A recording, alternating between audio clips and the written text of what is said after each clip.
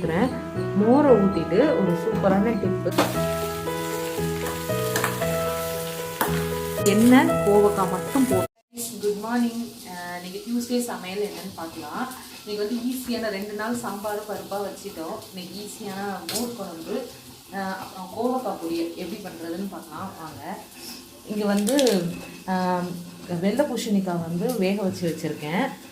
இதுக்கு வந்து அரைக்கிறதுக்கு இப்போ அரைச்சிட்டு வந்துடலாம். இதை மோர் குழம்புக்கு அரைக்கணும். அரைக்கிறதுக்கு தேங்காய், ஜீரகம், பச்சை மிளகா ஒரு 4 போட்டுக்கோங்க. ஒரு பல்லு பூண்டு நான் 2 போட்டிருக்கேன். இதோட முக்கியமானது ஒரு டீஸ்பூன் வந்து கடலைப்பருப்பும் 1 ஸ்பூன் அரிசியும் போட்டு ஊற வச்சுருக்கேன்.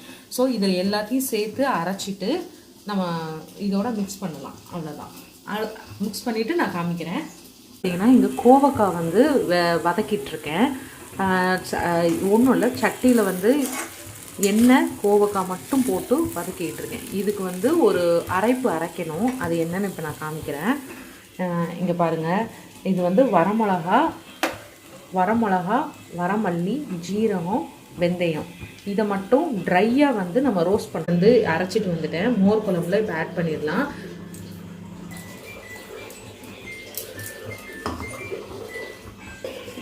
அரைச்சிட்டு வந்தது ஊற்றிட்டேன். இப்போ வந்து மஞ்சள் பொடியும் காயமும் போட்டுக்கலாம். மஞ்சள் பொடி, பெருங்காயத்தூள். இங்கே பார்த்தீங்கன்னா நான் ரோஸ்ட் பண்ணிகிட்ருக்கேன். நான் எடுத்து வச்சுருந்தேன், காமிச்சேன் இல்லையா? இதெல்லாம் வந்து கோவக்காய் பொரியலுக்காக ரோஸ்ட் பண்ணிகிட்ருக்கேன். வறுத்து வச்சுருந்தேன்ல, அது எல்லாத்தையும் திரிச்சிட்டேன். இப்போ 3 பல்லு பூண்டு, ஒரு டீஸ்பூன் வந்து வேர்க்கடலை, வறுத்த வேர்க்கடலை, இதை போட்டு ரொம்ப திரிக்கக்கூடாது, பல்ஸ் மோடில் கிரைண்ட் பண்ணணும். நான் இப்போ வந்து உப்பு போட்டுக்கிறேன். பாதி வெந்துருச்சு கோவக்காய். ஸோ நான் உப்பு 1 ஸ்பூன் போட்டுக்கிறேன். போட்டுட்டு நம்ம இப்போ அரைச்சி திரிச்சு வச்சுருந்தோம் இல்லையா, அந்த திரிச்சு வச்சுருந்த அந்த மசாலாவை இதில் தட்டிடணும். ஒரு 5 மினிட்ஸ் நீங்கள் நல்லா வந்து கொஞ்சம் எண்ணெய் கூட ஊற்றிக்கோங்க. கொஞ்சம் எண்ணெய் ஊற்றி நல்லா ஃப்ரை பண்ணிங்கன்னா சூப்பரான கோவக்காய் மசாலா ரெடி ஆகிடும். நான் கொஞ்சம் எண்ணெய் ஊற்றிக்கிறேன். இது பண்ணுறப்பவே நல்ல ரொம்ப சூப்பரான அரோமாவாக நல்லா இருக்குங்க. ரெடி ஆயிடுச்சு. ஏன்னா நம்ம அது வறுத்து தான் திரிச்சிருக்கோம்னால நீங்கள் வந்து ரொம்ப நேரம் வைக்க வேண்டாம். இருந்தாலும் ஒரு 5 மினிட்ஸ் சிம்மில் வச்சுக்கோங்க. இங்கே வந்து பார்த்திங்கன்னா மோர் குழம்புக்கு நம்ம போட்டோம் இல்லையா, அந்த அரைச்சி ஊற்றினோம்ல, இது ரெடி ஆகிடுச்சு. இப்போ வந்து இதில் மோர் வந்து அடித்து இதில் ஊற்றினா போதும், மோர் குழம்பு ரெடி ஆகிடும். குழம்புக்கு வந்து ஒரு கப்பு தயிர் வந்து மிக்சியில் போட்டு பல்ஸ் மோடில் போட்டு நான் வந்து மோர் கடிக்கிற மாதிரி அரைச்சிக்கிட்டேன். குழம்புக்கு மோர் ரெடி ஆகிடுச்சு. ஸோ ஒரு மோரை ஊற்றுறேன். மோரை ஊற்றிட்டு ஒரு சூப்பரான டிப்பு, அடுப்பை ஆஃப் பண்ணிடுங்க. அடுப்பை ஆஃப் பண்ணிவிட்டு நெக்ஸ்ட்டு தான் நீங்கள் உப்பு போடணும். ஃபஸ்ட்டே உப்பு போட்டிங்கன்னா மோர் குழம்பு வந்து திரிஞ்சிடும். நான் அடுப்பை ஆஃப் பண்ணிட்டு தான் உப்பு போடுறேன். உங்களுக்கு தேவையான உப்பை போட்டுக்கோங்க. நான் 1.5 ஸ்பூன் உப்பு போட்டிருக்கேன். ஏன்னா எனக்கு அந்த அளவுக்கு தான் மோர் குழம்பு நான் வச்சுருக்கேன். ஸோ மோர் குழம்பு சூப்பராக ரெடி ஆயிடுச்சு. இப்போ இது மேலே தாளித்து ஊற்றிடலாம். தாளிக்கிறதுக்கு இப்போ மோர் குழம்புக்கு தாளிச்சிடலாம். கடுகு, வரமிளகாய் போடணும். அப்புறம் கருவேப்பிலை, நெக்ஸ்ட்டு பெருங்காயம். இதெல்லாம் தாளித்து மோர் குழம்புல ஊற்றிடலாம்.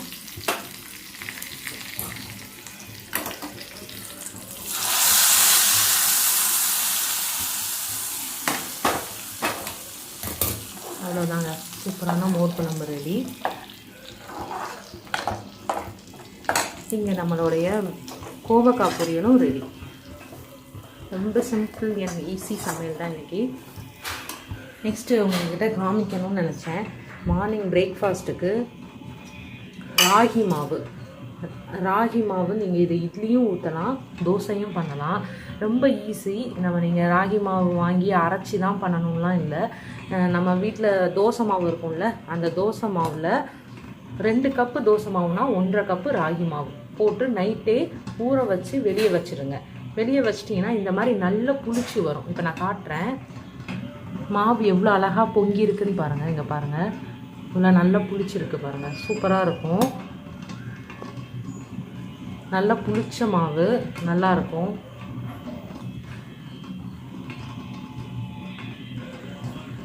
இதை நீங்கள் இட்லியும் பண்ணலாம், தோசையும் பண்ணலாம்.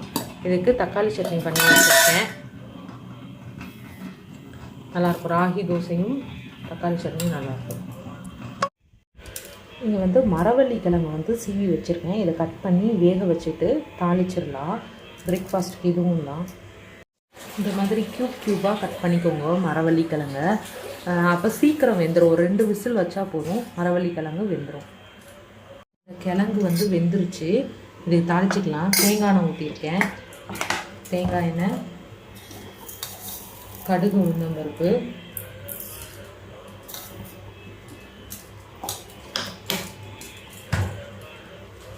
அப்புறம் வந்து வரமிளகா, நெக்ஸ்ட்டு வந்து கருவேப்பிலை.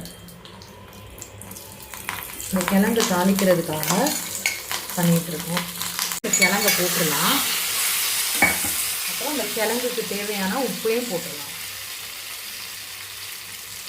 உப்பு, அப்புறம் இங்கே வந்து நான் தேங்காய் பூ எடுத்து வச்சுருக்கேன். அந்த தேங்காய் பூவையும் போட்டு நல்லா மிக்ஸ் பண்ணிடலாம்.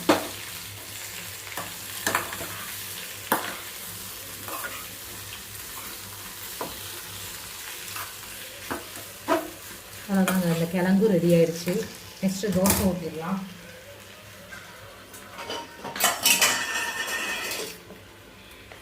தோசை பாருங்கள் இவ்வளோ சூப்பராக சாஃப்டாக வருதுன்னு பாருங்கள். நல்லாயிருக்கும். இந்த மாதிரி தோசை பண்ணி பாருங்கள். இப்போ லன்ச் அண்ட் பிரேக்ஃபாஸ்ட் பார்த்துடலாம். சாதம், மோர் குழம்பு, கோவக்காய் பொரியல், இது லஞ்சுக்கு. இப்போ வந்து பிரேக்ஃபாஸ்ட் வந்து ராகி தோசை, தக்காளி சட்னி, மரவள்ளி கிழங்கு மசாலா.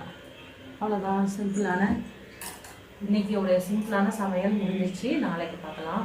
By, thank you.